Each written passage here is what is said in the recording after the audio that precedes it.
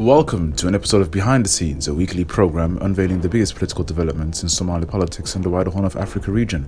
I'm Sultan Mohammed, your host and co-producer here on HORUFADHI Media alongside Suleiman Hashi. On this week's program, as the president returns from a disappointing trip to Garowe, the regional capital of Puntland, the country is divided more than ever before, with the president's slogan Somali Heshiis, or Somalis in agreement, essentially out the window. This comes at a time where Ethiopia has increased its interference within Somali internal affairs, as the Ethiopian military sent delegations to all federal member states, including the self-governing Somaliland. So, the question becomes, how much does the foreign policy of Villa Somalia led by Hassan Sheikh Mohamud play in recent instability in the country? This is the topic on the program today. We hope you find this program very informative. Please like, share, and for similar content, do subscribe to HORUFADHI Media. Also, do subscribe to HORUFADHI Media Group's second channel, known as HORUFADHI TV, where you're currently watching this program, and where you can find other exclusive programs such as the African Weekly Roundup and Mahahi Saleh, among others. And last but not least, do follow myself, Sultan Mohammed, Suleiman Hashi, Yasin Abdi, and the wider HORUFADHI Media team on our social media platforms that should appear on the screen any moment. Let's get straight into it. So, how does foreign policy influence in the internal policy of Somalia? Let's take a look at how recent events, both internally and externally, have affected Somalia's stability and unity in only a matter of months. President Hassan Sheikh Mohamud would take his seventh trip abroad to the city of Cairo to meet his Egyptian counterpart Abdul Fattah al-Sisi, a trip that was smeared in controversy because, firstly, Somalia had remained neutral on the matter of the Ethiopian dam prior to this point, and secondly, such a major shift in foreign policy would inherently damage the 5 years of hard work by the foreign ministry. The foreign policy movement by the president demonstrated a major shift from previous foreign policy, and Hassan Sheikh entered the office with a bulldozer ready to completely reconfigure Somalia's foreign policy to resemble a vision more resonating with his image of Somalia on the global stage. However, the reality is that many are outraged by the decision made to discuss the Grand Ethiopia Renaissance Dam, which has led to Somalia being politically dragged into an increasingly intensifying Cold War between Ethiopia and Egypt. This has directly affected Somalia's internal politics. For instance, an investigation by Al Jazeera Arabic recently found that Egyptian intelligence conducted mass surveillance of communications at Turkey's military base in Mogadishu known as Turkson. Such events have directly instilled fear in Addis Ababa that Egypt might use Somalia, including Al-Shabaab, as a proxy against Ethiopia. And bear in mind, Ethiopia has its longest and least manned border with Somalia.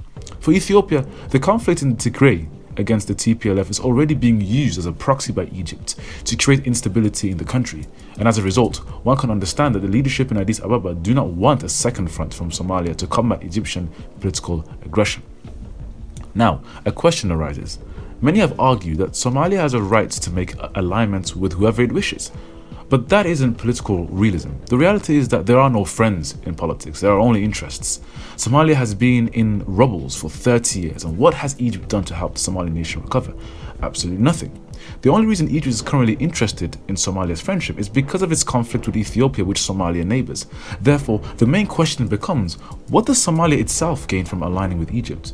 I'm unable to provide a logical answer to that question. The reality is that having an enemy at Somalia's border is not what's best for the country. As outlined above, a hostile Ethiopia at Somalia's longest land border is not in the interests of Mogadishu. We have seen the detrimental effects Somalia has suffered as a direct result of the TPLF interference in Somali internal affairs over the past 3 decades. Ethiopia has thousands of soldiers in Somalia fighting under the banner of ATMIS, as well as simply representing Addis Ababa as regular soldiers. Whereas Egypt has virtually no interest in Somalia, aside from the simple fact that it needs another angle to attack Ethiopia, its current arch enemy.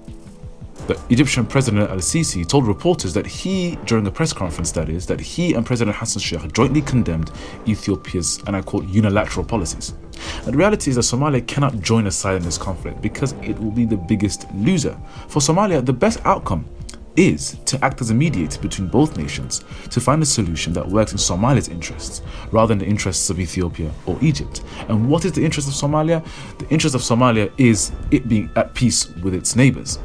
Now, Somalia is both a member of IGAD or IGAD and an Arab League. It can be this gateway between the Arab world and the African world.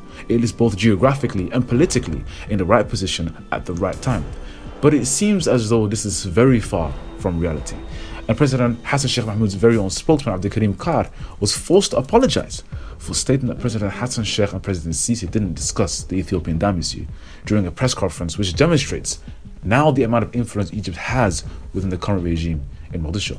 As a result of this political foreign policy blunder, we now see Somalia becoming a new front and a battleground for the growing Cold War in the Middle East, which is somehow being tied back into the Horn of Africa.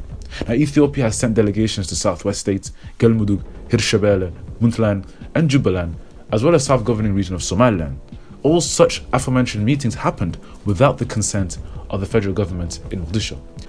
This has wedged a gap between the federal government and federal member states, as many federal member states feel threatened by Hassan Sheikh Mahmoud's internal policies, which include replacing most leaders for individuals that he wants. And we've seen a statement released today where federal member states' finance ministers all met via a Zoom call and reached the conclusion that they will cut ties with the central government's financial ministry, which is a big shock for many people. The political blunder, however, regarding relations with Ethiopia has opened a new door for federal member states to utilize as they have done in the past. For example, during the presidency of Mohamed Abdullahi Farmajo, leaders from Jubaland and Puntland consistently visited and had relations with Nairobi and Abu Dhabi. Now, let's take a look at policies in Kenya, which has been another major blunder in recent weeks taken by President Hassan Sheikh Mahmoud. Now, in the agreement signed between Somalia and Kenya, Nairobi stood to gain the most, while it remains unclear what exactly Somalia's demands were at the negotiation table. What makes matters worse is that Hassan Sheikh signed an agreement with an outgoing president who was in direct opposition to the current president-elect, William Ruto. It is reported that President Hassan Sheikh met with Ruto during his trip, in which Ruto advised him against any deal signing with the outgoing president. And Ruto also allegedly promised that he would sign any deal that he wanted if he was elected president. And if that wasn't the case, he would, Hassan Sheikh could sign the agreement with Kenyatta. However, this advice was not taken, and therefore, it wouldn't be a surprise for relations between Somalia and Kenya to have a frosty start. Let's take a look at some of the elements to this agreement to see how much of an imbalance this agreement was. Number one, the biggest elephant in the room is the return of the Qad to Somalia. It's reported that mirror traders in Kenya were losing close to $500,000 per day due to the economic sanction imposed on Mogadishu. This is a major victory for the then Kenyatta regime, as Nairobi had successfully restored a major element of its own local economics. Indeed, the agreement does highlight fish, which was expected to be exchanged. However, one has to realize 2 points. One, Somalia already has a similar agreement with Ethiopia, which was not the most successful, and Somalia does not have a sophisticated fishing industry. And number two, Kenya has a long coastline of its own rich resources, and it doesn't actually require Somali fish. Therefore, the trade will always be heavily balanced towards Kenya. We've seen that within the first few weeks, over $2 million was made by the traders in Kenya.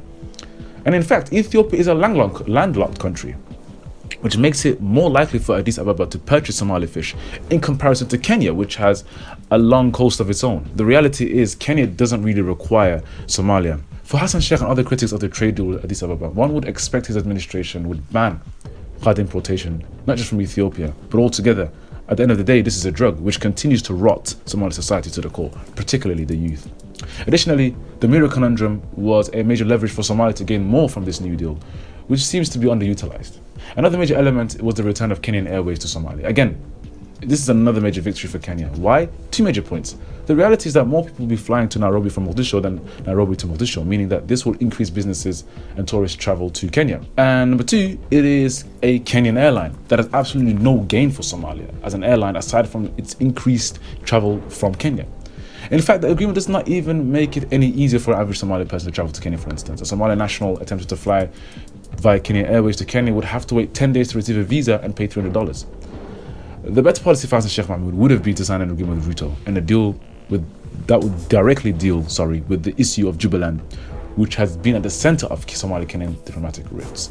This might have allowed an avenue for Kenya in its current leadership to continue its policies in Kismayo, which is continued interference, as is perceived Mogadishu as hostile. So what we can see from just these 2 elements here on the program today is that the government's policies externally have a direct effect internally. And what we see today is federal member states continue to drift away from the central government because of central government policies, not just abroad, but also internally. But those abroad policies are directly interlinked to internal policies. And we can see this with what's going on with President Laftagan in Southwest State, or with what's going on in President Said Abdullahi Deni in Puntland, and so on and so forth. So for things to change, we need to see a change in Somalia's foreign policy, because Somalia's foreign policy is the center as much as it is the internal policy.